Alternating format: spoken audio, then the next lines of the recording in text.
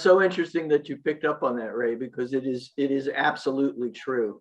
I grew up, my father was passionate about film noir, and I grew up watching those movies with him. He, to this day, he's 85 years old. He can recite whole passages of Double Indemnity, Casablanca. I mean, just right off the top of his head. So I grew up with that, and I grew up reading Elmore Leonard and all the great sort of noir detective writers, and I love those stories.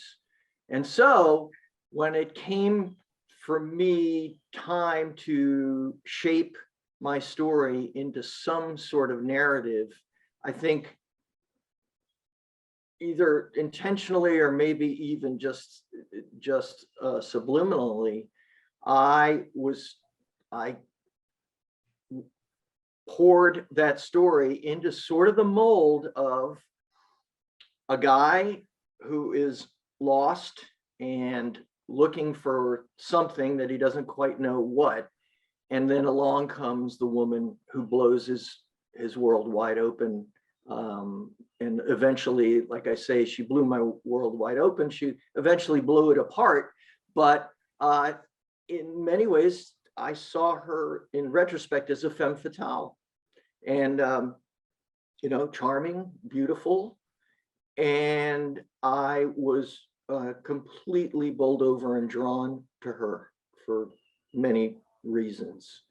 And so, yeah, that style of that genre and that style of writing, even though the subject matter is, the setting, the characters, probably wouldn't be found in a traditional noir detective story. But I still felt like that was the mold that I was going to pour this story into. And then, yes, In the Pink, under a different name, was my master's thesis in creative writing, my MFA. And a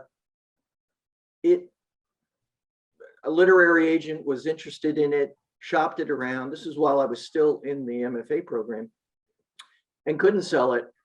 And that led to a series of rejections from publishers, agents.